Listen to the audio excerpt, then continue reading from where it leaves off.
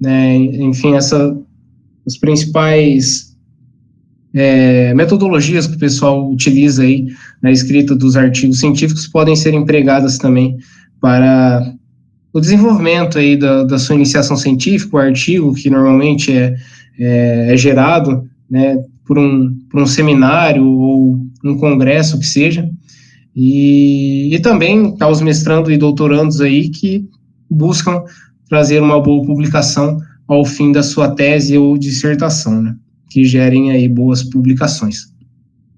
Então, devido ao foco às revistas de alto impacto, eu vou estar apresentando exemplos na língua inglesa mesmo, né? Já que essas revistas, na sua grande parte, são todas em inglês.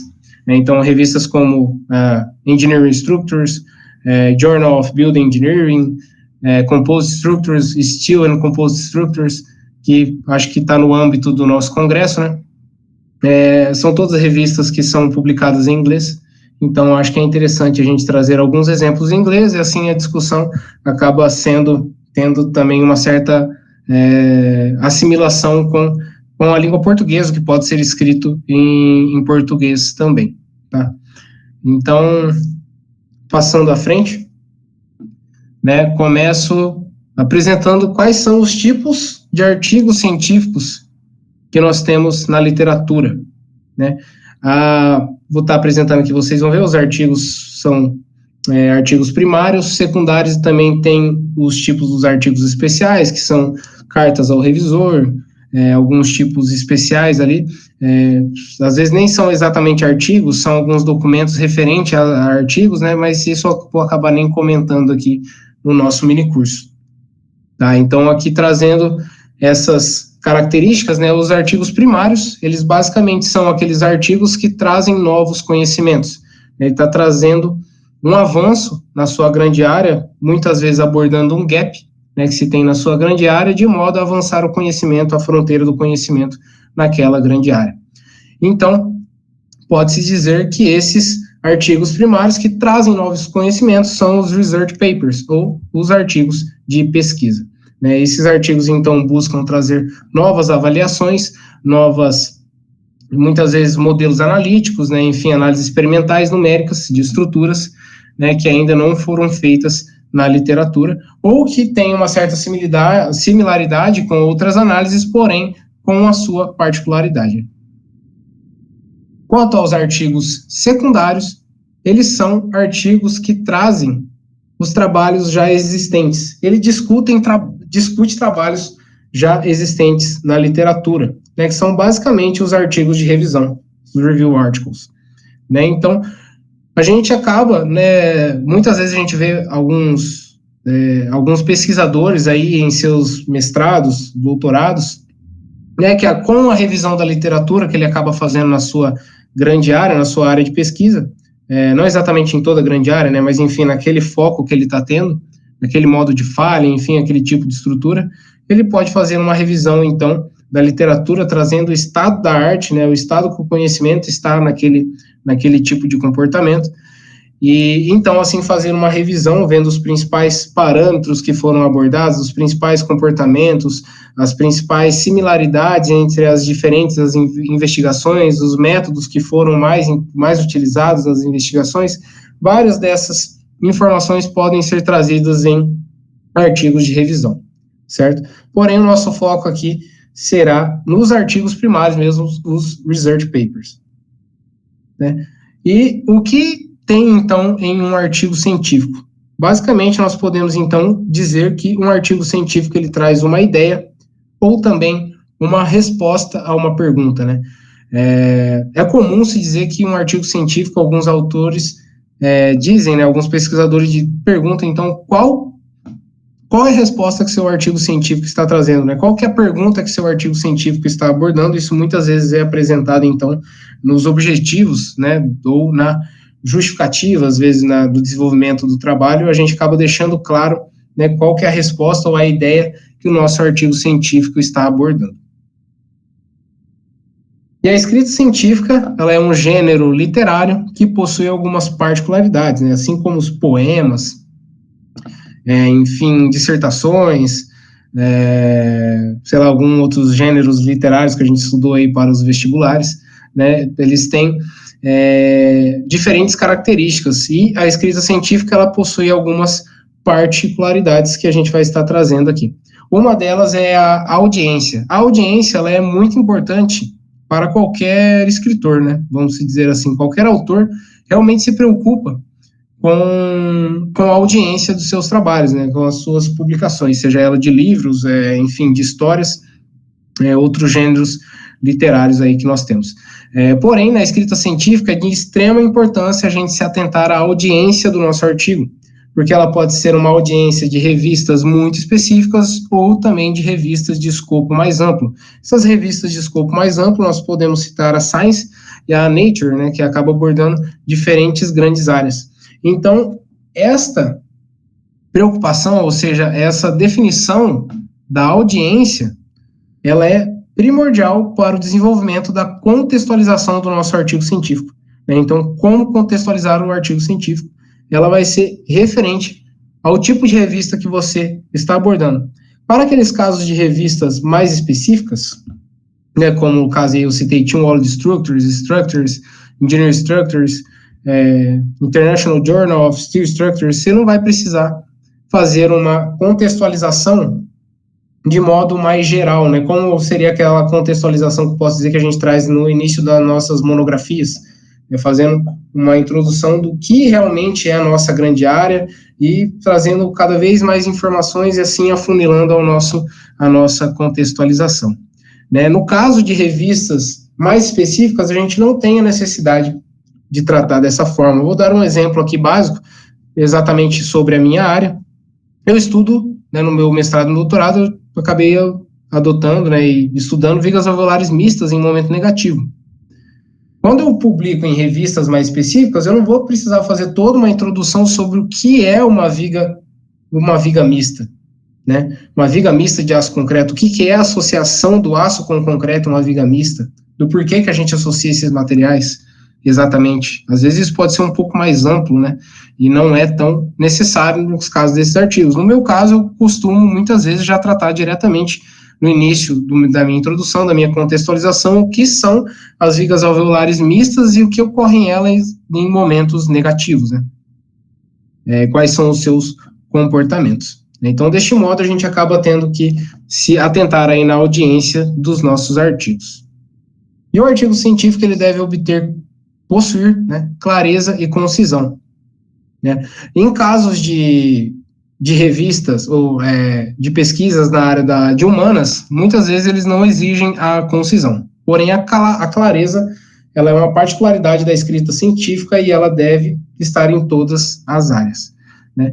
E a clareza, basicamente, ela é quando a mensagem chega o mais rápido possível em uma sentença. Né? Então, quando essa mensagem ela chega ao cérebro do leitor o mais rápido possível, nós trazemos, então, clareza à nossa sentença. Já a concisão ela é o uso mínimo de palavras para passar essa mensagem que a gente quer trazer à nossa sentença. Né?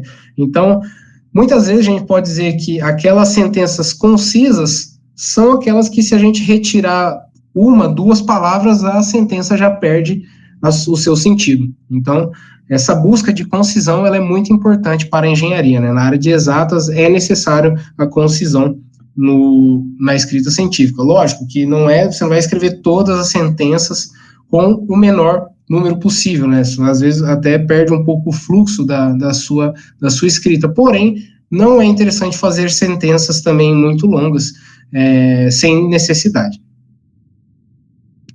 E a escrita científica, ela talvez seja o único, ou ela é realmente o único gênero literário que exige citações e referenciamento.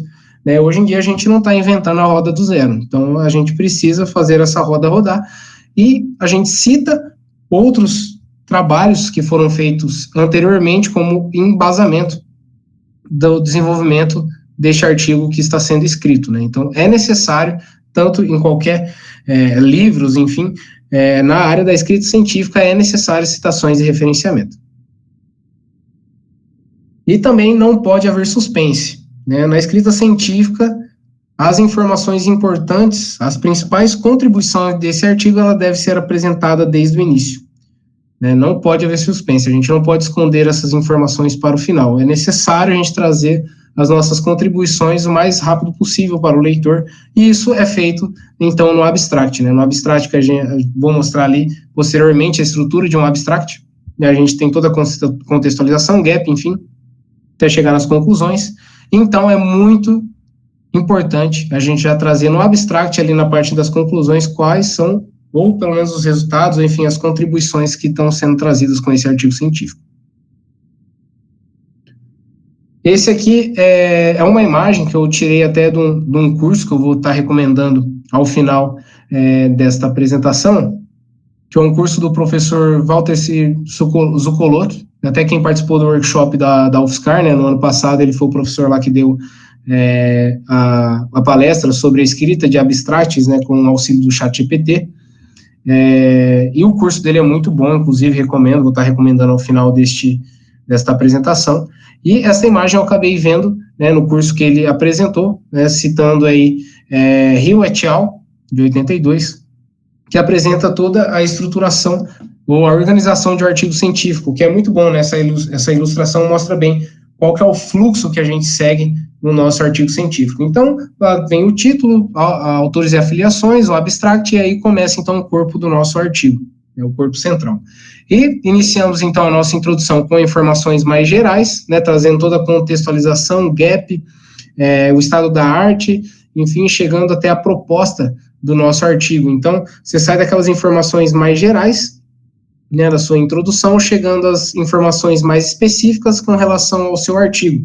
E aí, então, ali as seções também bem específicas do nosso artigo, que é a metodologia e resultados, e passando para as conclusões, ele apresenta esse formato aí de apresentar as informações também específicas ao seu artigo, a sua pesquisa, e, por fim, finalizar ali as conclusões com as informações um pouco mais geral, né? Trazendo quais são as contribuições, as principais contribuições para a sua grande área, de uma forma um pouco mais geral. Então, a gente vem desse cenário ali na introdução, do geral para o mais específico, e lá para o fim a gente chega, então, para a informação mais geral novamente. E no fim do artigo, nós apresentamos a lista de referências que foram citadas ao longo do paper. Agora, falando sobre o título, na área de exatas, os títulos eles devem ser mais específicos. Na área de humanas, igual eu estou citando bastante algumas diferenças, né? Na área de humanas a gente pode até ver aí que há alguns títulos que são consideravelmente longos, né? E já na área de exatas não é interessante a gente utilizar títulos tão longos. A gente precisa ser um pouco mais conciso e passar a principal ideia da proposta que a gente está abordando no nosso artigo científico. Então, o nosso título na área de exatas, ele deve ser mais específico.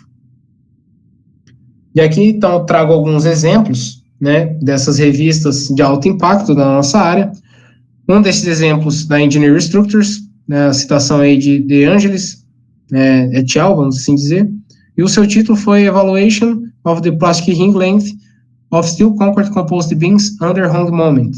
Então, basicamente, o que ele está trazendo, ele não traz especificamente qual que é o tipo de análise que ele está fazendo, né? Ele apenas fala a avaliação que ele faz nesse artigo, então é a avaliação do comprimento, né, de rótulas plásticas em vigas mistas de aço concreto para o caso de vigas mistas submetidas a um momento fletor negativo.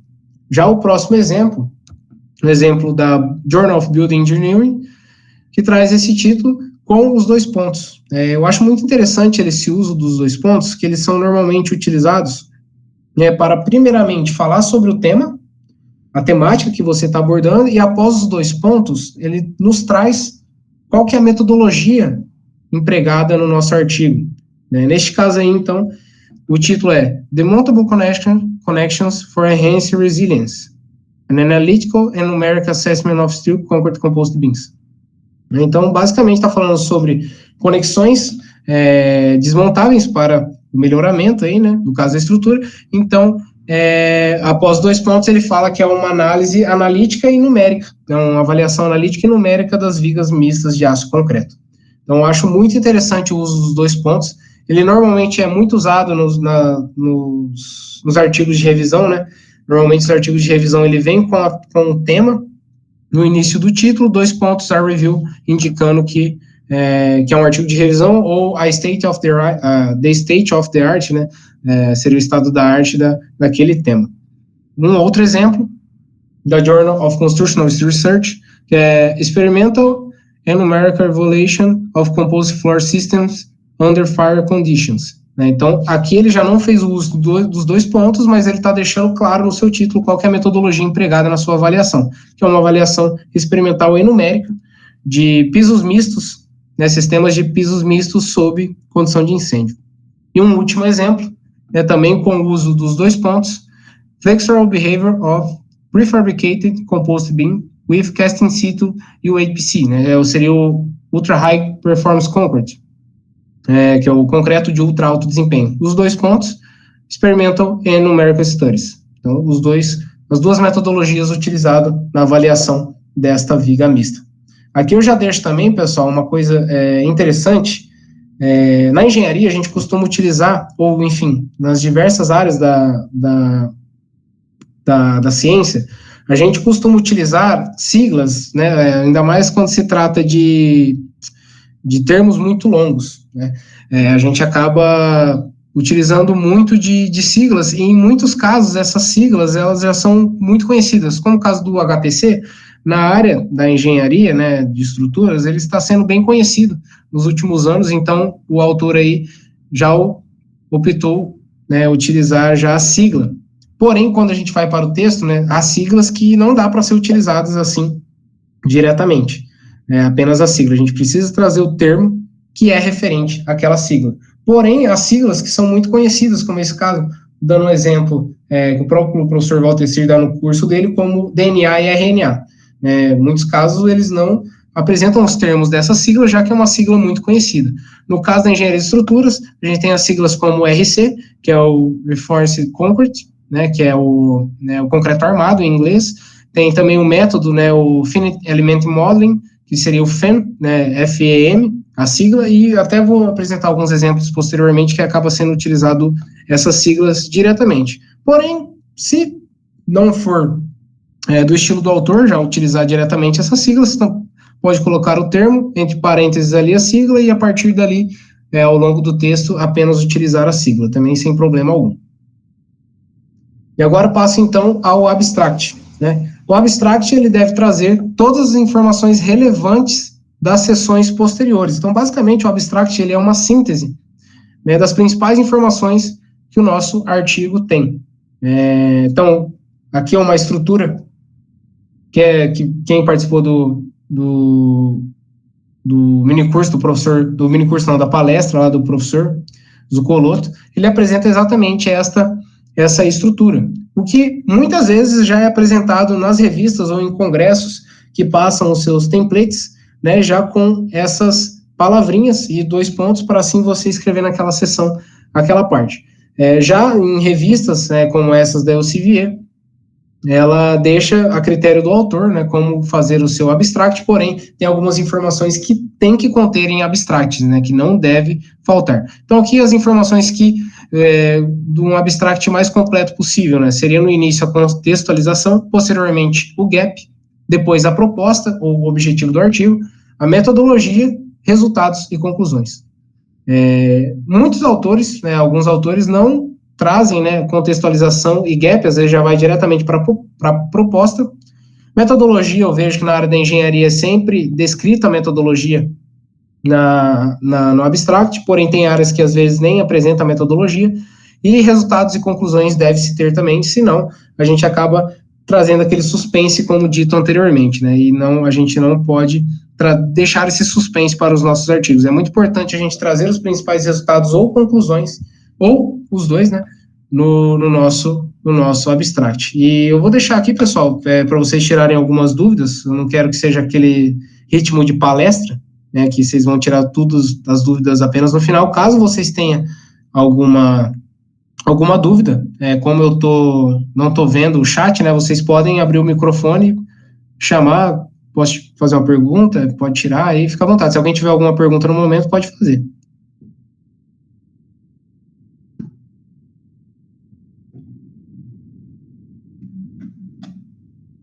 Bom, então vamos dar sequência. Trazendo então o que deve se ter, o que não pode faltar, resumindo, no nosso abstract, é a proposta, a metodologia, resultados ou conclusões, né? Senão a gente acaba tendo apenas um parágrafo qualquer, né, ao longo do texto, e não realmente um abstract. O abstract ele tem que trazer a proposta, a metodologia, resultados ou conclusões. E aqui, então, apresento alguns exemplos, assim como o professor faz em seu curso. Aqui eu não vou ler todo o abstract, vocês também não precisam ler todo o abstract, mas pegando alguns exemplos aí da literatura, para vocês verem que essa estrutura, né, essa organização, ela é bem empregada nesses artigos de alto impacto. Então, na primeira sentença ali, ele começa: Lumped plasticity is one of the most commonly used approaches. Então, ali ele está falando que esse Lumped plasticity, eu não sei exatamente qual que é a tradução, mas é uma das abordagens mais comuns, né, utilizadas aí na análise não linear, né, dessas estruturas. Na sentença seguinte, ele até meio que continua com essa contextualização, porém já trazendo o gap. In the case of RC or RC structures, aí como pode mostrar já a sigla diretamente, sem ter o termo, né? In the case of RC or RC structures, this approach is based on well-known and reliable formulations, but no specific rules have been established for steel concrete composite structures. Então, esse but, no specific rules, então ele já está trazendo o gap, né, que se tem nessa área. Não há regras específicas estabelecidas para estruturas mistas de aço concreto, né, quanto a esta metodologia. E, posteriormente, então, ele vem com a proposta: This paper reports the results of a detailed analysis of non-linear behavior, por aí vai. E ao longo dessa sentença, ao longo das duas próximas sentenças, então ele apresenta a proposta do artigo. Posteriormente, ele vem com a metodologia. Então, an F model is used to study the element. Então, ali ele está falando que modelos de elementos finitos foram utilizados para analisar o elemento estrutural, e todas as considerações quanto à metodologia ao longo dessas sentenças. E na sentença final, então, ele traz a conclusão, né, que esse artigo, a contribuição desse artigo para a sua grande área, né? Então, finally, the obtained results allow the define an equivalent plastic ring length, e por aí vai. E assim, então, ele traz as conclusões, né, no abstract. Um outro exemplo começa ali com a contextualização: to improve the increasingly serious environmental pollution, por aí vai, que é o caso aí muito voltado às estruturas desmontáveis, né, essa questão dos ciclos e tudo mais, da reutilização. Então, ele está fazendo essa contextualização.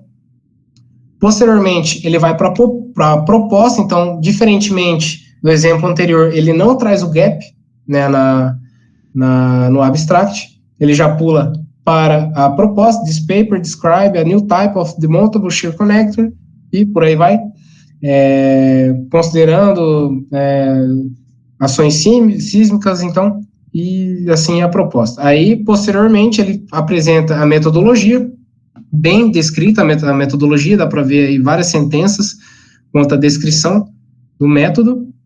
Depois, ele traz os resultados referente à análise numérica. Então, ele apresenta toda a metodologia, descreve toda a metodologia empregada na análise de elementos finitos, com elementos finitos.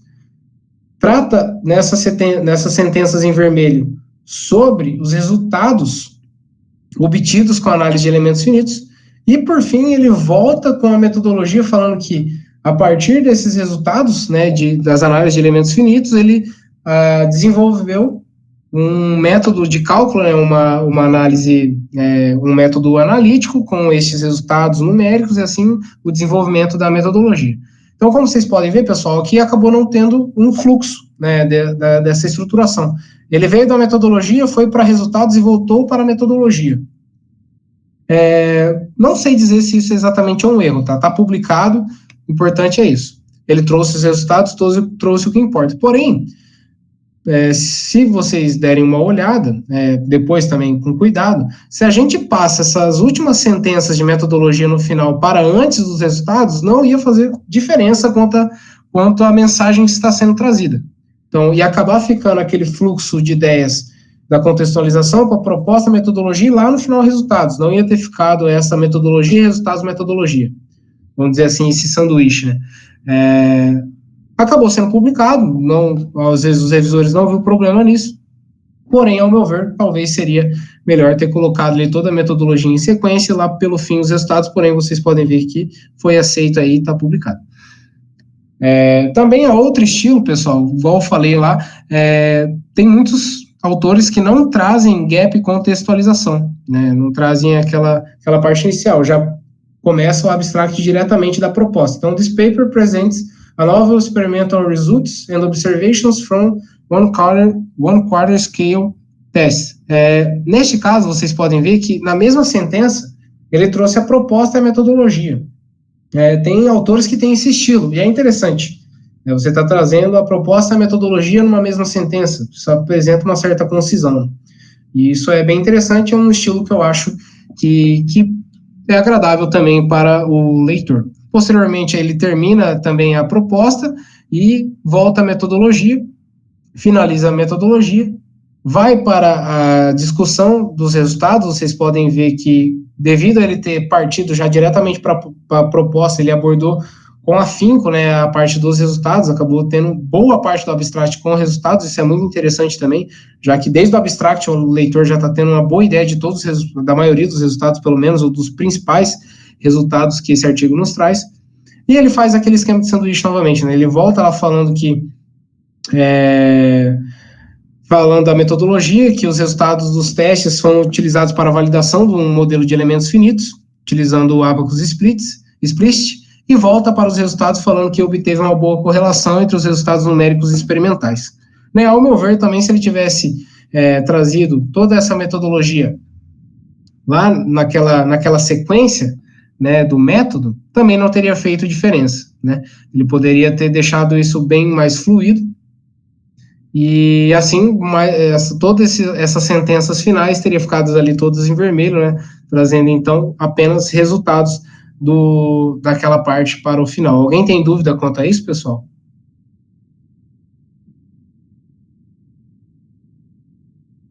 Bom, então, passando para o próximo exemplo, aqui é outro caso, né, que é uma publicação do nosso professor Alexandre Rossi, meu orientador no mestrado e hoje também do doutorado. Ele também traz sentenças ali no início de contextualização, passa para a proposta, não fala sobre gap, né, vai direto para a proposta, descreve a proposta também junto à metodologia, finaliza a proposta, também dando sequência à metodologia, né, com essas sentenças, e por fim, as sentenças finais ele traz a conclusão. Né? It can be concluded that the cross-section and the presence of web stiffness are the parameters that most influence the LDB strength. Né? Então, ele está falando que esses são os parâmetros, com a conclusão ali de que esses são os parâmetros que têm mais influência no modo de falha pela flambagem lateral com distorção em vigas mistas, né, de aço concreto. Então, essas são estruturas que são interessantes aí de se empregar. Pode ser que quando vocês forem desenvolver seus artigos, já podem ter uma estrutura pré-definida, né, no template que você for utilizar, ou vai deixar em aberto, e é interessante você utilizar algum desses exemplos para você, né, se basear. Né? Às vezes você vai achar mais interessante também já partir direto da proposta, a metodologia, conclusões e resultados, ou trazer realmente a contextualização lá no começo. Isso vai do estilo do autor, que ele acha que é interessante trazer no abstract. Porém, reforçando proposta, metodologia e conclusões, como vocês viram em todos esses exemplos, foram trazidos a proposta, metodologia, resultados ou discussões. Passando agora para a introdução,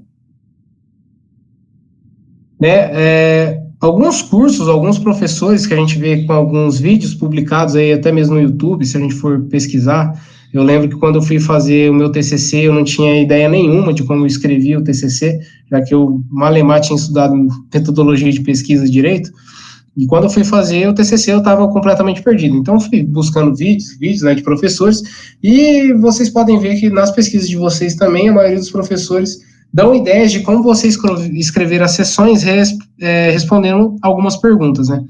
Então, trazendo essa ideia para a introdução, essas seriam as perguntas que a gente poderia, que a gente deve responder, na verdade, não que a gente poderia, que a gente deve responder ao longo da nossa introdução.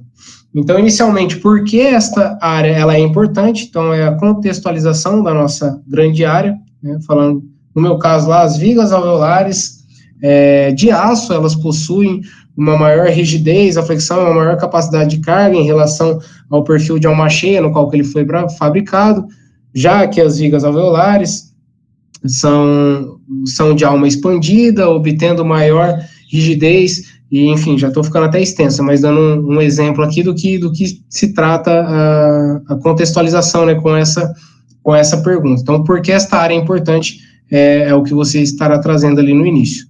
Posteriormente, o que tem sido feito? Então, aqui você já começa a revisão da literatura, né, já trazer algumas citações referente às revisões. Até na parte de contextualização, é interessante você utilizar de citações, porque muitas vezes você realmente pegou algumas ideias de artigos que você leu, então é interessante você ter uma lembrança, né, ou deixar certo já ali anotado qual artigo você tirou aquela ideia, citá-lo, reescrevendo com as suas palavras. E com o que tem sido feito, você vai trazer as citações já descrevendo alguns trabalhos, ou os principais trabalhos, né, que são referentes à pesquisa que você está desenvolvendo.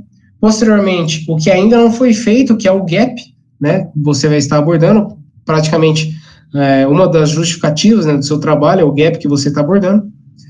O porquê este estudo é importante, então muitas vezes você vai estar explicando a importância do estudo devido ao gap que você está abordando, né? E por fim, deixando lá a proposta do seu trabalho, o que é apresentado no estudo.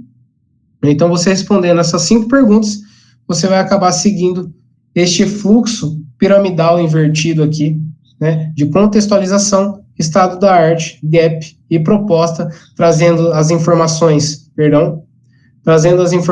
do mais geral para o mais específico, né, também podendo-se dizer que você está trazendo lá informações da sua área e afunilando para informações do seu estudo.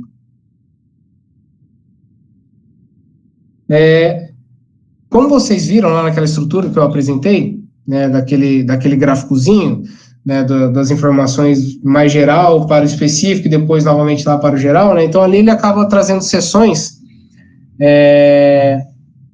descrevendo introdução e partindo já para a metodologia. Porém, o que pode se ver até na área de estruturas e alguns artigos é que muitos utilizam a seção de revisão da literatura, né? Então, além da introdução, eles trazem uma seção realmente de revisão da literatura para focar exatamente no estado da arte. Então, quando você faz o uso da seção da revisão da literatura, lá na introdução, você deve trazer também alguma ideia do que tem sido feito, né? Porém, de uma forma, às vezes, um pouco mais curta, um pouco mais concisa, dando apenas uma ideia. Porque, posteriormente, na revisão da literatura, você realmente vai trazer como está o estado da arte, né? Você vai descrever os principais artigos da sua área e, assim, você traz, então, a revisão da literatura em uma seção separada da introdução. E aqui eu falo a vocês quais são as referências que devem ser citadas no artigo científico. Em casos de artigo de revisão, lógico, você vai praticamente pegar quase todos os artigos que se tem relacionado ao seu trabalho, né, ou os principais. Porém, aqui, você deve focar nos trabalhos pioneiros da sua área, os artigos mais recentes, então, vocês devem ter ouvido várias vezes aí, os alunos de mestrado e doutorado, que você deve citar pelo menos a maioria, ou todos, na verdade, os artigos da sua área, referentes não exatamente da grande área, não vai citar lá todos os artigos que são semelhantes à sua área apenas, mas aqueles artigos que realmente estão inteiramente ligados ou, de certa forma, ligados ao seu trabalho. Então, os artigos mais recentes são aqueles artigos que foram publicados nos últimos 5 anos. Então, todos os artigos ali que você vê que realmente faz completamente conexão com o seu trabalho, é interessante você citar todos os artigos que você encontra aí nos últimos 5 anos. No meu caso, a minha área de pesquisa ainda, as vigas, o comportamento que eu abordo ainda é pouquíssimo estudado, Então, ainda a maioria dos artigos realmente estão sendo nos últimos 5 anos e tem um ou outro pioneiro lá há 10 anos atrás. Mas em casos de áreas que já são mais estudadas, que, sei lá, vão ter 50, 60 artigos lá para você citar, então é interessante aí que você consiga colocar a maioria dessas citações em artigos mais recentes, né? Então você vai citar apenas aqueles artigos pioneiros, né, lá no início da análise daquelas estruturas, os primeiros trabalhos referentes àquelas estruturas. Posteriormente, então, focando nos artigos, não posteriormente, mas fazendo essa acomodação ali na referência, né, na revisão da literatura, pegando então esses artigos mais recentes e também devem ser citados os artigos mais importantes ou aqueles artigos mais citados, que você vê que todos os artigos que você lê praticamente cita aquele trabalho, né? Então, é interessante que você também faça citação a esses trabalhos. Passando agora para a metodologia, alguma dúvida, pessoal, quanto à parte das referências? Isso acaba trazendo, né, alguma dúvida às vezes. Também deixando claro, tá, pessoal, quando a gente está tratando de revistas de alto impacto, a gente não vai ficar citando lá revistas que não são, né, vamos dizer assim, do mesmo escopo que essas revistas como Engineer Structures, Structures, enfim, Team World Structures. Você vai citar um artigo ou outro de outros tipos de revista, às vezes de um JCR menor, enfim, do Impact Factor menor. Porém, a maioria dos seus artigos devem ser condizentes, né, com aquela revista que você está buscando publicar. Não dá para a maioria dos seus artigos ser de revistas apenas brasileiras, vamos dizer assim, se você está publicando numa revista internacional. Então, isso tem que ser tomado bastante cuidado. Alguma dúvida quanto a isso, pessoal?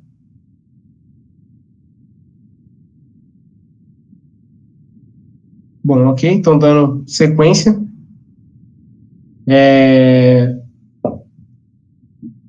Só um minuto.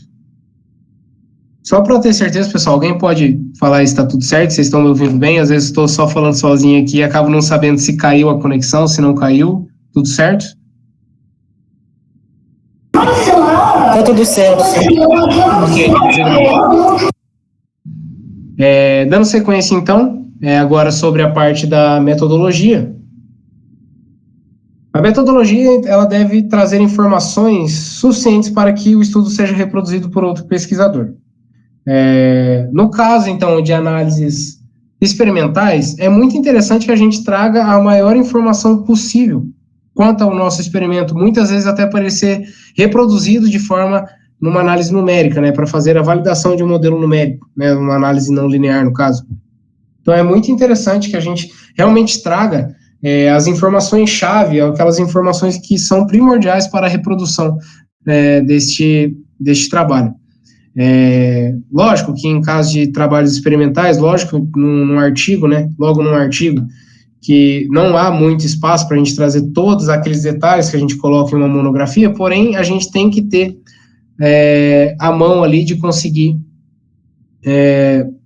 abordar todos as informações-chave para que outros pesquisadores consigam se basear ou refazer até mesmo a sua pesquisa.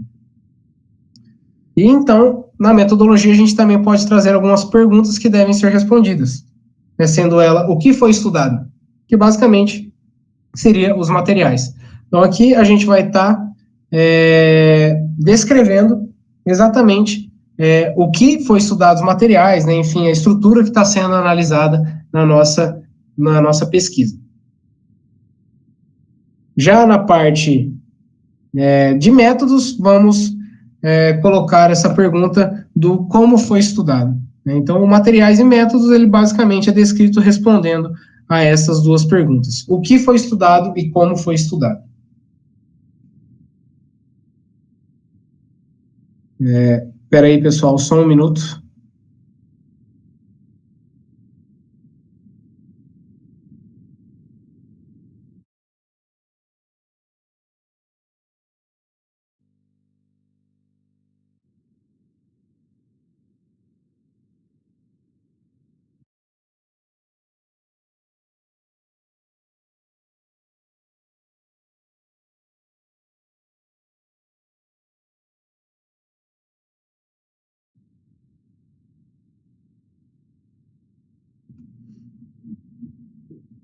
Perdão, tá, pessoal? Começou a chover aqui em Maringá e todas as janelas aqui estavam abertas. Tá começando a molhar toda a minha casa aqui. Perdão pelo imprevisto. Vou retomar aqui o compartilhamento.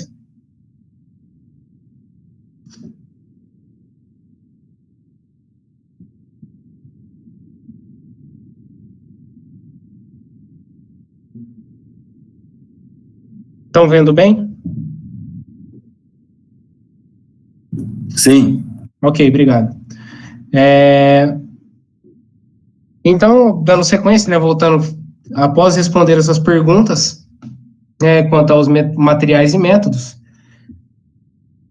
a gente pode também fazer citações para referenciar métodos já consolidados na literatura, né? Dependendo da metodologia que você utiliza, ela já foi amplamente, né, utilizada por outros autores, e, de certo modo, você consegue referenciar, né, esses métodos, não reescrevendo tanto assim no seu artigo, trazendo tantas informações que já, de certo modo, são um pouco consolidados na área de pesquisa. Então, você pode também fazer o referenciamento de métodos já consolidados, referenciar aqueles artigos, né, que utilizaram esse método, ou os artigos que têm mais informações quanto àquele método. Até também referenciamento de teses, né?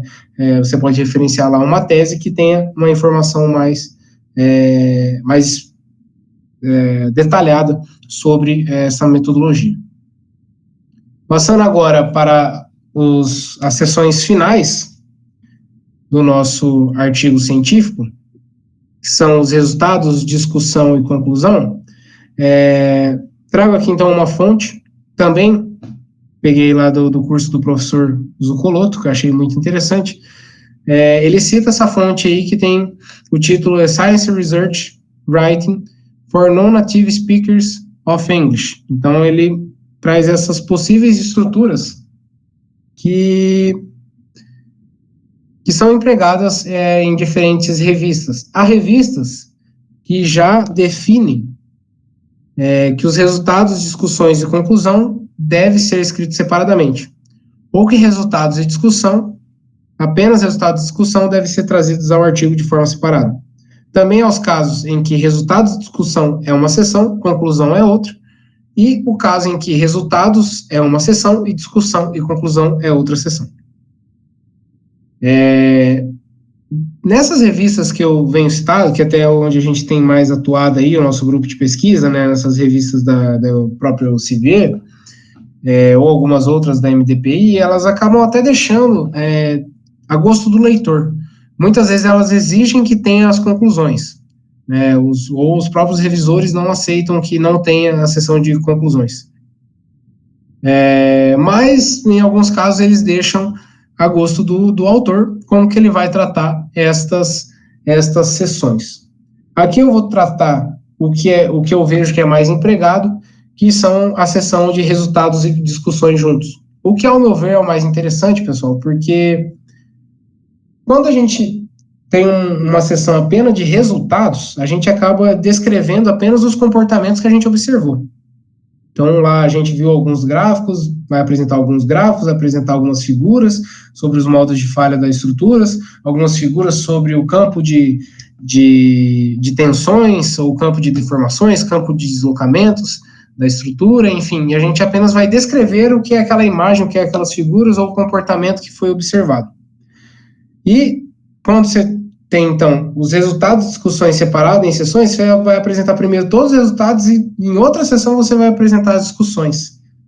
Às vezes, para o leitor, isso fica um pouco confuso, porque ele vai ler lá primeiro os resultados e só lá nas discussões ele vai ter a explicação daqueles resultados, né? Ou a explicação do comportamento que foi observado.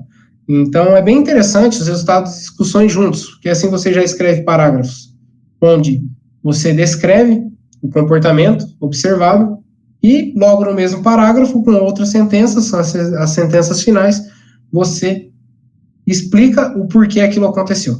Então, isso define a seção de resultados e discussões, né, basicamente.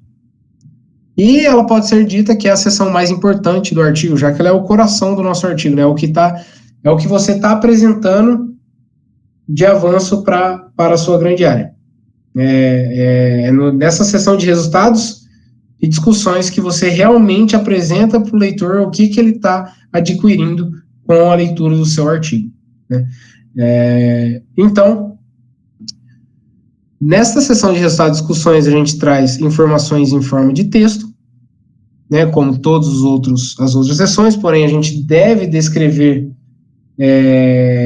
essa sessão de resultados e discussões em forma de texto, né, descrevendo as figuras, descrevendo os comportamentos, descrevendo as explicações, né, os porquês dos resultados. E também a gente deve trazer informações em forma ilustrativa, de tabelas, figuras, imagens e gráficos. Tem os casos de igual análise de artigos que desenvolvem modelos analíticos, que nestes casos eles acabam apresentando muito mais equações, porém sempre acaba aparecendo uma figura ou outra. É muito difícil na engenharia civil, se for pensar, né, um artigo sem nenhuma figura, né? A gente da engenharia civil ou da engenharia, a gente é bem ilustrativo, né? A gente costuma fazer muitas explicações através de desenhos. Então, muito provavelmente os artigos terão alguma dessas informações gráficas. Bom, então, o que deve conter na seção de resultados e discussões? Respondendo a estas perguntas. Então, ela deve responder a pergunta de quais comportamentos foram observados, isso seria referente aos resultados. E a outra pergunta é o porquê ocorreu tal comportamento. Essa seria a discussão, então, destes resultados. Então, basicamente, a gente deve trazer quais comportamentos foram observados e por que ocorreu tal comportamento. E aqui trazendo um exemplo, tá, pessoal? Aqui isso aqui não é uma regra, é apenas uma ideia do que pode se ter em um parágrafo da seção de resultados e discussões, quando se trata ali de um parágrafo que está descrevendo um elemento gráfico, né? Há casos que vai ter ali algum parágrafo ou outro que vai estar apenas fazendo uma descrição, sem mostrar exatamente uma imagem e tal, mas a maioria ali, imagino, dos resultados de discussão, você vai estar trazendo elementos em formas de figura e discutindo esses resultados. Então, eu acho interessante iniciar o parágrafo falando ou descrevendo o que o elemento gráfico apresenta. Então, se o elemento gráfico está apresentando diferentes curvas, carga por deslocamento, de uma viga com tal configuração e diferentes configurações, então você vai fazer uma sentença descrevendo isso. A figura 1, ela apresenta as curvas, carga, deslocamento das vigas com vãos de 6 metros, que foram analisadas. Então, essa seria a sentença para descrever, né, o nosso elemento gráfico. Posteriormente, você já vem tratando, então, dos resultados, né, o comportamento que foi observado nestes gráficos. E, por fim, então, a discussão do resultado obtido. Aqui eu trago um exemplo de um parágrafo escrito por mim, numa publicação de 2023, na Team World Structures. Aqui, essa primeira seção ali que não foi assinalada, né, não foi grifada, ela é uma sentença inicial da subseção, né, eu acho que ela era, se eu não me engano, a última subseção dos resultados de discussões. Então, ali eu faço primeiro a introdução, this section presents the general analysis of the parameters addressed in the parametric study. Então, estou fazendo uma introdução, né, na verdade, uma contextualização do que se trata essa subseção. Posteriormente, então, eu começo, nas próximas sentenças, descrever o que está sendo apresentado na figura 37. Né? Então, ali na primeira sentença, a figura 37, a AC, ela trata dos modelos com perfil 1, perfil 2 e perfil 3, respectivamente.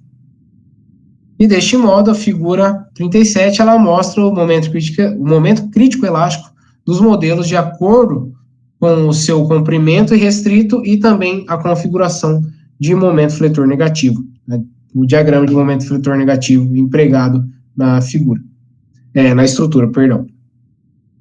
E assim, na sentença em verde, então, eu começo a descrever o que foi observado, né, os resultados obtidos com relação a este gráfico, né, esta figura. Então, em geral, os modelos com maior maior comprimento tem um menor momento crítico elástico, já que trazendo todas as considerações ali, dando sequência, até que no início das sentenças ali em roxo, você pode ver que começa "It is because the beams with the shortest uncertain length", e aí vai. Então ali eu já estou trazendo o porquê. "It is because the beams", e por aí vai. Então, eu acho bem interessante parágrafos com esta estrutura. Tá? Trazendo ali no início o que tem na figura que está sendo analisada, posteriormente o resultado obtido nessa figura, apresentado nessa figura, e a discussão do porquê que esse resultado foi obtido. Já passando para as conclusões, apenas mantendo, alguma dúvida quanto aos resultados de discussões, às vezes esse é o que gera um pouco mais de confusão na nossa escrita. Vou tomar uma água.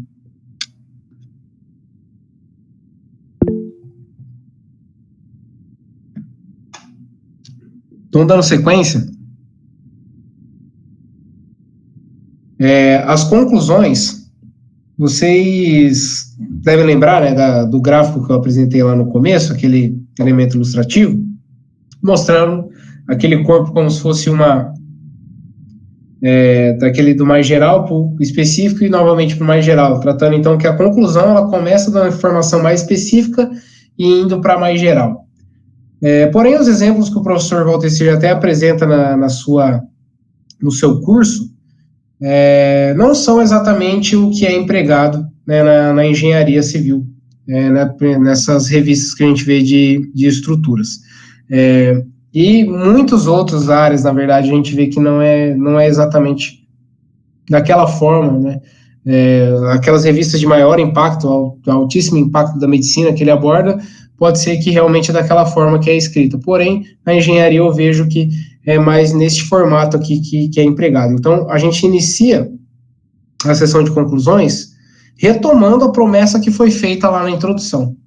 Então, o que a gente prometeu na introdução? Se a gente prometeu que a gente ia apresentar um estudo paramétrico através de modelos de elementos finitos, de vigas alveolares mistas, então lá na conclusão a gente deve dizer que o que foi feito realmente, que a gente cumpriu o nosso trabalho, foi feito a análise numérica de vigas alveolares mistas e assim fazendo uma paramétrica variando os parâmetros. E assim a gente deve cumprir então a promessa que foi feita na introdução. Então o que a gente propõe, que já aparece tanto no abstract e no fim da introdução, a gente deve retomar essa promessa, ou em muitos casos nem retomar completamente, só ter uma ideia do que foi prometido e mostrar que a gente está cumprindo essa promessa nas conclusões. E muitas vezes a gente começa então essa retomada da promessa ali em texto e já coloca lá no final dessa retomada com esse trabalho foi concluído. 2 pontos e assim começa as observações ali em formas de tópicos, isso é o que eu vejo que é mais empregado na nossa área. Então, começa ali o parágrafo de retomada e a gente vai para as conclusões em forma de tópicos. Então, deve conter as principais observações do trabalho de forma concisa. É interessante, pessoal, que a gente faça esses tópicos de conclusões, não trazendo uma discussão muito ampla, mas trazendo a observação que foi feita e o porquê. Eu acho que há algumas conclusões que o pessoal escreve, apenas falando assim, principalmente, eu já vi artigos, sei lá, igual um exemplo, com o aumento do vão ou com a esbeltez global da estrutura, o momento crítico elástico, a FLT, diminui. Ou então, na verdade, aí já acabei dando uma informação, já que está tendo a explicação. Mas há casos que ele apenas fala o que aconteceu, o que foi observado, e sem realmente dizer o porquê.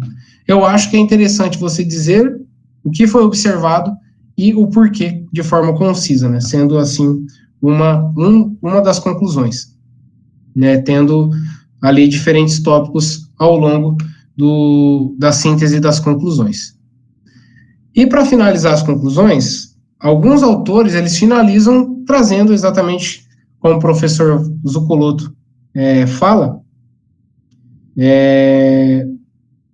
de se mostrar no fim da conclusão qual que é a contribuição do seu artigo para a grande área. Há autores que fazem isso e há autores que já também vejo que não fazem, apenas apresentam ali as suas conclusões, suas observações e por assim encerra. Porém, há outros que colocam essa contribuição para a grande área, para a área de pesquisa no fim do artigo. E também tem autores que finalizam falando sobre a proposta de trabalhos futuros, as continuações que podem ter com o seu trabalho. Que eu vou estar mostrando até alguns exemplos de autores que falam de trabalhos que serão feitos por eles mesmos. Então, aqui seria um caso do uso de sentenças no futuro, né? A maior parte do texto a gente vai estar escrevendo em passado ou no presente, e aqui seria um exemplo de uma escrita no futuro.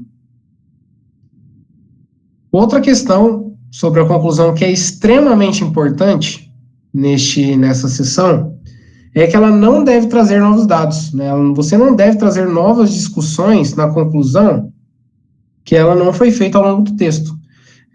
Eu já vi até eu sigo um influencer da área de pesquisa no Instagram, achei até bem interessante. Ele fala que seria um exemplo como assim, seria como se a gente estivesse em uma festa, lá tocando uma música animada ao longo da festa inteira, a gente avisa que a festa vai acabar, começa uma música já para finalizar a festa e volta com uma música lá animando de novo, querendo trazer todo mundo para a festa de volta, um exemplo algo assim. E isso não pode acontecer. Se você está na área de conclusões, você não pode trazer novas informações que não foram trazidas ao longo do texto, você está encerrando o seu artigo, você não está trazendo novas discussões, você apenas está sintetizando, fazendo-se uma síntese do que já foi descrito ao longo do artigo. Você não pode trazer novas informações referentes aos resultados, né, na área de conclusões. Aqui um exemplo, então, de um artigo publicado na Teamology Structures, onde ele começa a sua sessão de conclusões trazendo a retomada da promessa, e assim fala, então, further exploring the potential of nonlinear FE models, an advanced numerical study considering varied effects, e por aí vai. Então, ali ele faz todo um parágrafo de contextualização e finaliza ali esse parágrafo falando, the following conclusions can be drawn. E aí ele começa, então, os tópicos fazendo a síntese das conclusões. E lá no último tópico, querendo ou não, ele apresenta uma conclusão, já também falando da contribuição para a sua grande área. Isso aí vocês podem ver depois com calma, quando tiverem os slides. Aqui um outro exemplo, que também faz a retomada da promessa, posteriormente vai para as principais observações, eu acabei não colocando ali para não tomar tanto o slide, e ele faz um último parágrafo. Aqui, este artigo, pessoal, eles apresentam este tópico, este parágrafo inicial da retomada da promessa, depois vai para os tópicos lá, né, das principais observações, encerra os tópicos e escreve um parágrafo final falando da contribuição e também dos seus trabalhos futuros. Então, nesse parágrafo final, ele fala que as fórmulas, né, para o cálculo do comprimento da rótula plástica, das vigas e tudo mais, tal, foi obtido numericamente, modelo de regressão, que permite tal uso aí para tal análise. E assim, então, ele encerra a contribuição para a grande área. E depois ele começa uma sentença falando dos trabalhos futuros. In the progress of the work, an analysis to introduce a partial safety factor, e vai tal, falando que agora seria um trabalho futuro abordando o momento positivo, já que este trabalho que ele abordou aí foi um momento negativo. Né? Falando, então, que eles pretendem irão fazer um trabalho, uma abordagem para a viga em momento positivo e que é uma condição totalmente diferente do que foi implementada no trabalho que está sendo descrito. Um outro exemplo que eu achei muito interessante, também tratando de trabalhos futuros, né, ele traz ali as sentenças, o parágrafo, né, de contextualização, vai dando sequência, trazendo as principais observações, e lá para o fim, ele fala sobre a questão dos trabalhos futuros. Vocês verem aí o ano de publicação, esse Hassanein, ele publicou isso em 2021. E no parágrafo final ali ele fala, então, que eles pretendem fazer um trabalho experimental, né, validando, assim, então, esses modelos numéricos. Esses modelos numéricos, eles precisam de testes experimentais para ter uma boa validação, porém, eles pretendem fazer isso após o fim da Covid-19, da pandemia de Covid-19, de forma segura, né? Então, ali ele deixa claro que o trabalho futuro dele será feito experimentalmente quando a pandemia estará finalizada. Eu achei bem interessante este parágrafo final deste artigo.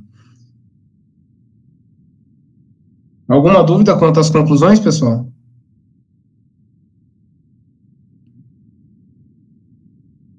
Ok, então, dando sequência, chegando mais à reta final do nosso minicurso, falando sobre o estilo de linguagem da escrita científica, né, dos artigos científicos. Nos artigos científicos, a gente faz o uso tanto da voz passiva quanto da voz ativa.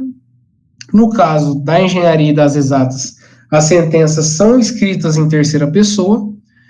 Eu vi um caso ou outro muito específico que utilizou a primeira pessoa do plural, já que se tratava de vários autores, né, nos artigos, no artigo em si, e acabou sendo feita o uso da primeira pessoa no plural. Porém, não é o que é mais empregado aí na escrita dos artigos científicos na área de exatas. É mais empregada a escrita na terceira pessoa.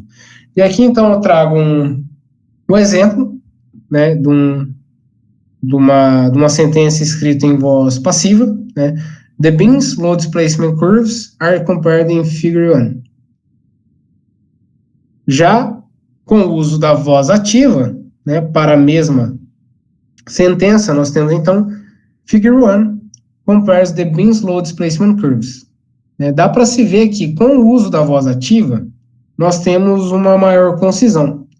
A gente consegue falar a mesma coisa com um número menor de palavras. Essa sentença, por ela ser muito curta, acabou, né, sendo pouquíssima diferença, mas há sentenças um pouco maiores que aí já acaba fazendo total diferença.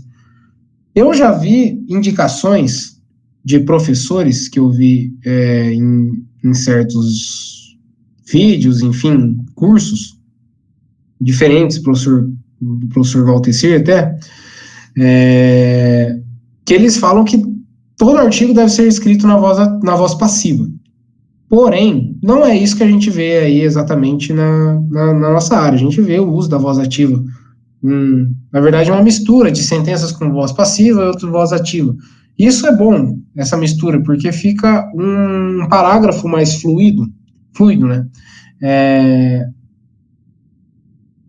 Você acaba evitando aquela leitura monótona. Então, é interessante você escrever uma sentença em voz ativa, usar umas palavras de conexão, however, furthermore, enfim, e da sequência escreve outra sentença em voz passiva. E essa mistura eu acho que ela deixa o texto, então, um pouco mais fluido. Eu não acho certo essa afirmação de que todo texto científico tem que ser escrito apenas em voz passiva. Eu acho interessante fazer o uso das duas formas. Até mais da voz ativa, talvez, devido à concisão. Quanto aos tempos verbais utilizados, isso é um pouco controverso, tá, pessoal? Eu já vi algum revisor já afirmou em um artigo meu, que duas estruturas podem ser empregadas, né? Ou todo artigo é escrito no passado, já que a gente está tratando de um trabalho que foi feito, né? Então a gente está reportando algo que já foi feito, então todo artigo deve ser escrito no passado, ou a gente escreve introdução,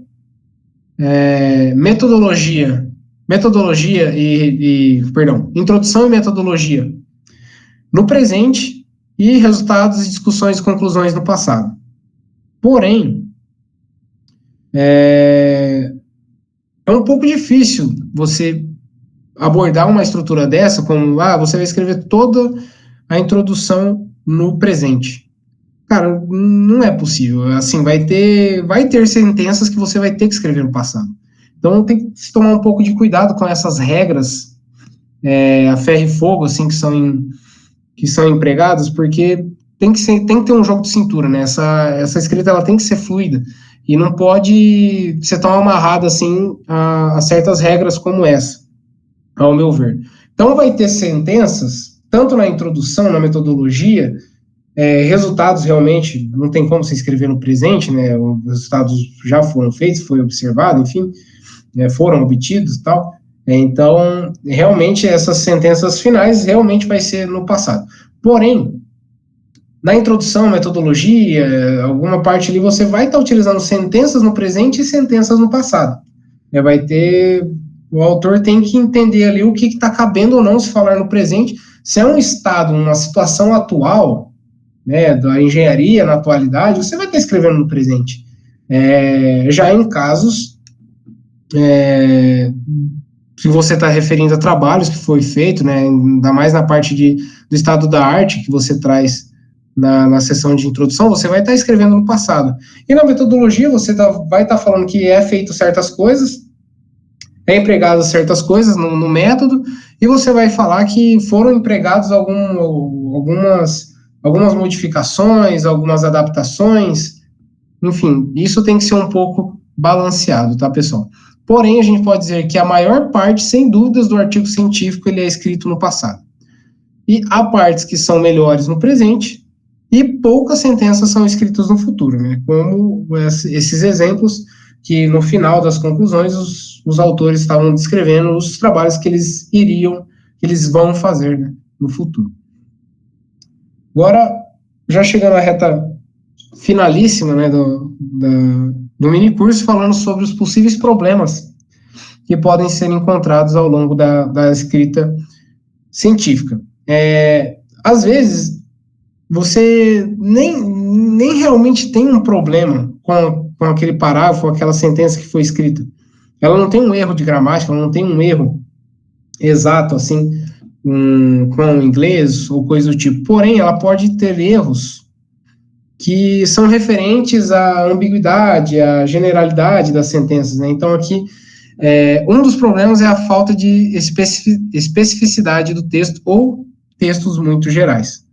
A gente deve evitar muita escrita de textos gerais, ou até mesmo evitar completamente a escrita de sentenças gerais. Toda sentença geral que você escreve,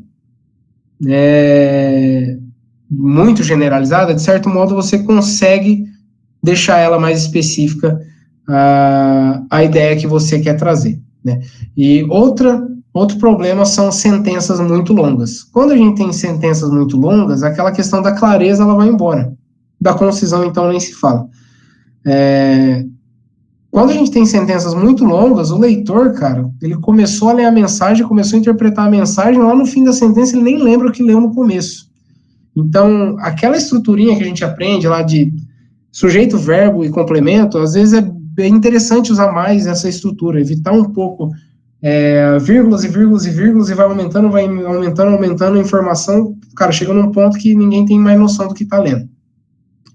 Então, é interessante a gente tentar utilizar sentenças mais curtas. Uma vírgula, duas vírgulas, outra ali, já ponto final. Começa uma nova sentença. Tendo uma conexão entre as sentenças também. Não pode ser aquela sentença monótona, né? A vigamista, ela usa o melhor dos materiais do concreto e do aço. Aí, as vigamistas também são empregadas em tais lugares. As vigamistas já foram empregadas em muitas coisas. As vigamistas, e assim vai. Então, fica um texto muito monótono, né? Tem que ter um certo fluxo ali, tem que ter um ritmo à escrita, né? Vamos dizer assim. E outro problema também é a ambiguidade. Às vezes, quando a gente está escrevendo em inglês, até mesmo por uma falta de conhecimento, a gente pode acabar escrevendo sentenças ambíguas, né, que acaba trazendo um sentido duplo para a mensagem. E isso é muito ruim para a escrita científica. A escrita científica ela tem que ser clara. Então, a mensagem ela tem que ser clara, não pode haver ambiguidade. Então, tratando do primeiro problema, um exemplo sobre a falta de especificidade, né, de uma sentença, eu trago este exemplo. High performance materials have been used to enhance the structural elements. Se a gente vê na questão gramática dessa sentença, ela não tem problema algum, ela não está errada, né, se for ver. Porém, ela está extremamente geral. A gente está falando que os materiais de alta performance têm sido usados para melhorar os elementos estruturais. Então, está muito geral essa sentença, né? A gente consegue deixar ela um pouco mais clara se a gente conseguir responder essas perguntas, né? Tratando dos materiais de alta performance, quais materiais? Tratando do melhoramento, melhorar o quê, né? E quanto aos elementos estruturais, quais elementos estruturais? Então a gente consegue deixar ela mais específica. Dessa forma, podemos trazer essa nova sentença. Ultra High Performance Concrete, ou HPC, and High Strength Steels, o HSS, have been used to enhance the flexural behavior of steel concrete composite beams. Já ficou muito mais específico em relação à sentença, né, apresentada ali na parte superior. Quanto às sentenças muito longas, essa sentença aqui eu confesso que eu fiquei um pouco de preguiça de fazer um exemplo de uma sentença muito longa e corri ao nosso querido ChatGPT. E pedi ao ChatGPT que ele desse um exemplo de uma sentença muito longa se tratando de vigas mistas de aço concreto. Não preciso nem ler, né, essa sentença, isso aqui é toda uma sentença, vocês podem ver que em nenhum momento tem um ponto final da sentença, e começou a ler ali, lá no final você não tem mais ideia nenhuma do que está se tratando a ideia, né? Então tem que tomar extremo cuidado com a falta de clareza, né, e as sentenças muito longas. E tratando das sentenças com ambiguidade, né? Este exemplo, se a gente for ver, não tem nenhum erro também nessa sentença, né? The ultimate load increased as the failure mode modes changed. E aqui então a palavra as no inglês, ela tem tanto o significado de because quanto de while. E se você interpreta essa frase com because, ela traz um sentido. Com while, ela traz um outro, né? Completamente diferente. Então, esse cuidado ele tem que ser tomado. Essa aí se tornou uma frase ambígua. Isso tem que ter um certo cuidado, porque vai faltar clareza ao leitor do que você está querendo tratar, né? Já que because ele tem o sentido de que uma ação ela é consequência da outra. Então, a carga última aumentou porque o modo de falha mudou. Então, uma ação está sendo consequência da outra. Já no caso do while, a ação ela pode não ser consequência da outra. Então, a carga última ela aumentou enquanto o modo de falha mudou. Então, o modo de falha mudou e a carga aumentou sem saber se isso exatamente está interligado ou não. Então, isso é o cuidado que tem que se ter quanto à ambiguidade. Há outro exemplo que eu acabei não colocando, que é com o uso de pronomes. Há aquelas palavras que você está tratando ali falando sobre dois objetos, né? Ou, enfim, sobre... não lembro agora o nome certo da gramática, mas, enfim, acabou falando de uma sala e de outra sala, vamos dizer assim, na sentença. E aí você vem com o verbo, ele foi utilizado para a aula. Ela, né, no caso, ou esta, falando referente a essa sala. A sala 1 foi usada, tinha a sala 1 e a sala 2 para ser usada para um minicurso de escrita científica. Esta foi usada durante a apresentação do curso. Qual esta? A sala 1 ou a sala 2? Então, tem que ter um cuidado também com o uso dos pronomes. E aqui eu deixo esse slide final, com a sugestão dos cursos e palestras que eu vi, que eu achei os melhores aqui, para não deixar um monte de link aí. Esses foram que eu achei os mais interessantes que eu vi, do professor Waltencir Zuccolotto. Ele é professor da USP, do grupo, se eu não me engano, ele é o professor coordenador do grupo de nanomedicina da USP. Muito bom o curso dele. No link acima ele tem um curso de escrita científica, produção de artigos de alto impacto. Esse curso, se eu não me engano, ele tem 3 horas e 40 de duração e gera um certificado automático quando você termina o curso. E também tem esse vídeo no YouTube dele dando uma palestra sobre a utilização do ChatGPT no apoio à pesquisa escrita de artigos científicos de alto impacto. Então, dá para se ver que hoje o ChatGPT realmente pode ser utilizado, ele é uma ferramenta que a gente deve utilizar, na verdade. Ele traz boas ideias, ele traz um norte para a gente. Então, já está sendo aí uma ferramenta muito empregada. Trazendo ferramentas, eu até tinha esquecido de trazer aqui algumas citações, citar algumas ferramentas que eu utilizo na minha escrita científica. A principal de todas é a conta Premium do Grammarly. Grammarly, ele é muito bom, ele faz as correções, ele até dá sugestões de como você reescrever a sua sentença. Muitas vezes o Grammarly sempre vai buscar te trazer a sentença mais concisa possível. Então, é muito importante na escrita científica a gente também fazer uso de ferramentas, a gente não utilizar apenas nossa cabeça, né, vou dizer assim, tirar as coisas apenas da nossa cabeça para a nossa escrita. É bom fazer a verificação do que foi escrito com o uso desses softwares, até para ver se não está uma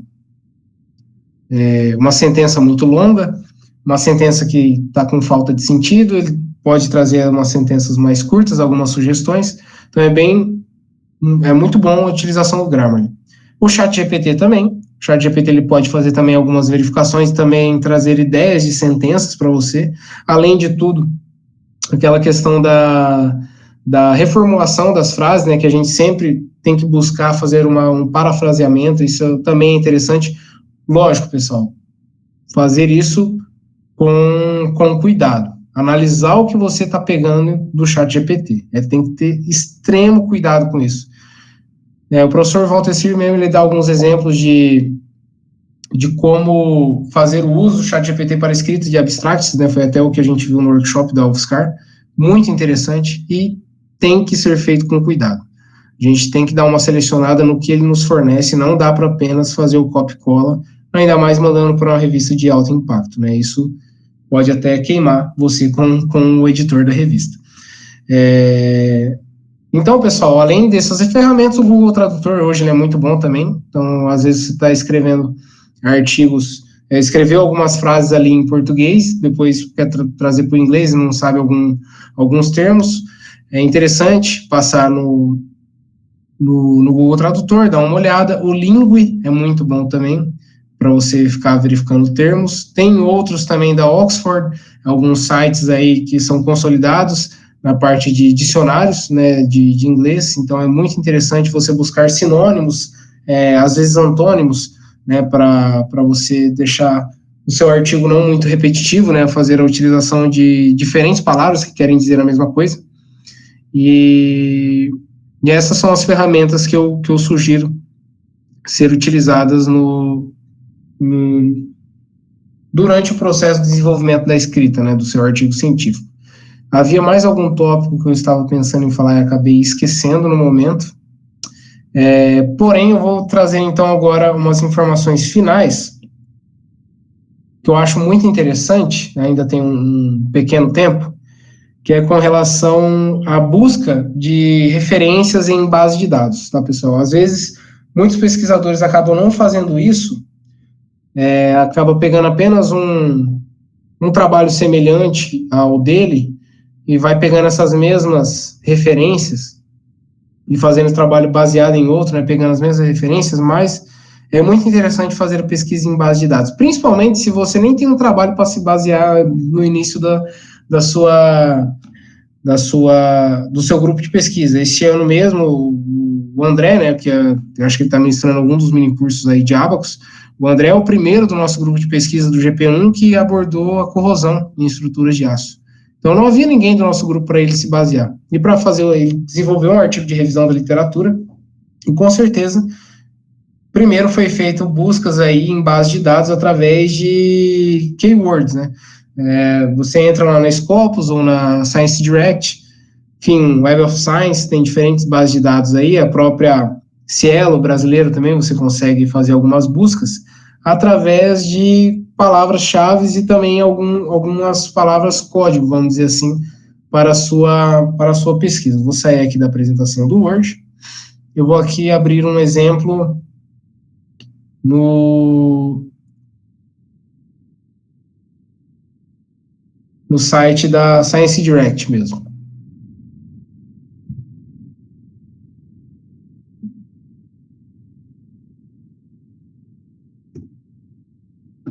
Tem a Scopus também, pessoal, que também é uma base de dados até mais abrangente. Aqui a gente vai estar fazendo pesquisa apenas nas revistas referente à Science Direct. Quando a gente entra aqui no sciencedirect.com, é interessante a gente vir aqui no Advanced Research, e aqui a gente pode buscar artigos pelos termos, find articles with these terms, Journal of Book, títulos, o ano de publicação, o autor, a afiliação do autor, o volume, enfim, as páginas e tudo mais. Aqui tem como você fazer pesquisa de todos os jeitos. Eu costumo fazer a pesquisa utilizando essa seçãozinha aqui. Título, abstract e author specified keywords. Então, no caso de vigas mistas, eu nunca estudei vigas mistas e quero ter uma ideia do número de trabalhos que se tem com relação a vigas mistas. Então, a gente vem aqui, a gente não deve colocar apenas, pessoal, sei lá, vir aqui e escrever Steel Composite Structures, ou Composite Beams, né?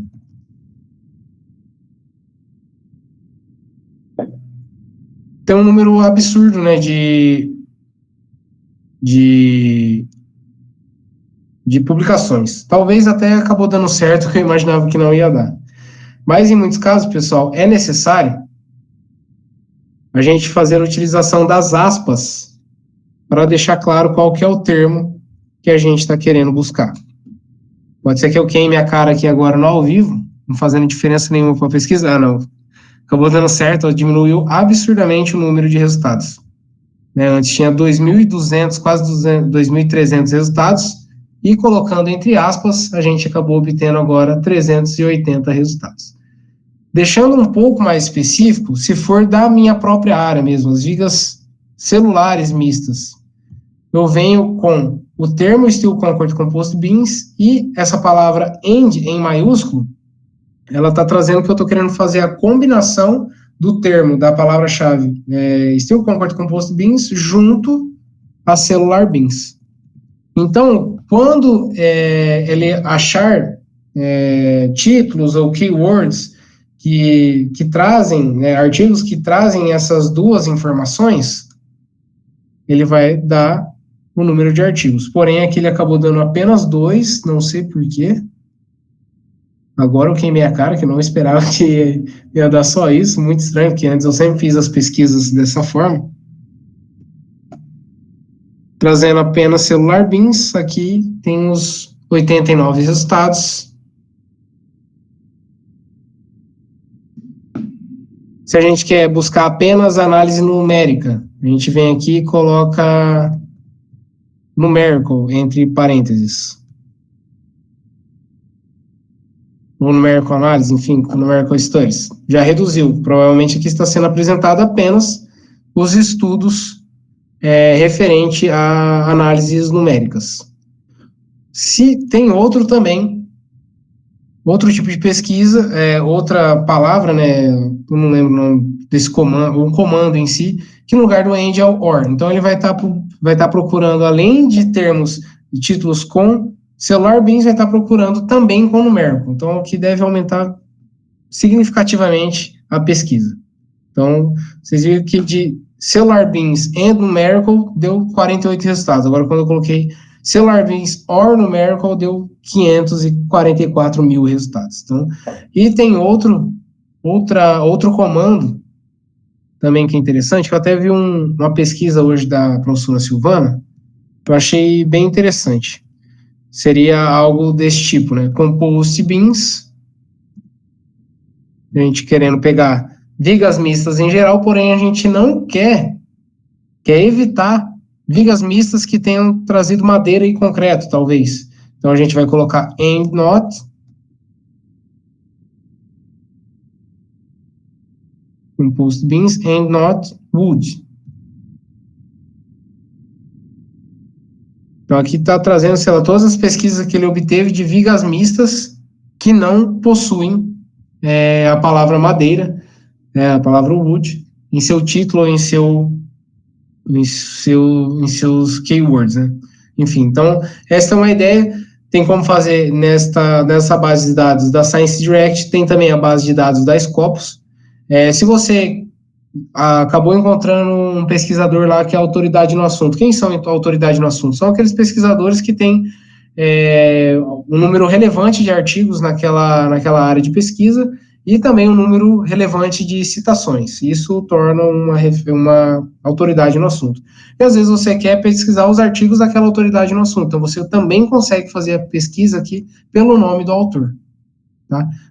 Até aqui um exemplo mesmo, fiz com o meu nome, né, para ver como seriam as pesquisas. Então, Vinícius Moura de Oliveira, aqui deu 45 resultados. Não são todos os meus artigos. Agora, quando coloca as aspas, que vai deixar exatamente o meu nome, aparece os artigos que eu publiquei na Science Direct, que esses 5 artigos aqui. Então, essas são as formas de pesquisa que você pode ter. Eu aconselho muito buscar fazer uma pesquisa bem aprofundada dessa forma, não apenas ir buscando artigos que outros autores citaram, né? Isso é interessante também, lógico, você tem que ver os artigos que outros autores estão citando, mas é interessante você ter noção do estado da arte que se encontra a tua área de pesquisa.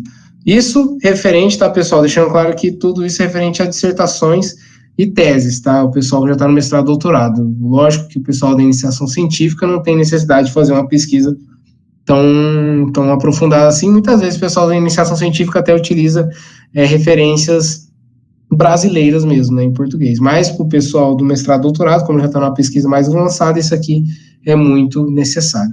E realmente havia outra informação que eu gostaria de trazer, porém eu não estou lembrando exatamente no momento, tá, pessoal? Se alguém tiver alguma dúvida aí, fique à vontade, pode falar no momento aí que eu posso sanar qualquer dúvida de uma forma geral, às vezes agora com as ideias mais assimiladas, né, ao longo de todo o minicurso. Talvez vocês formem agora algumas dúvidas que eu possa sanar. Fiquem à vontade, pessoal.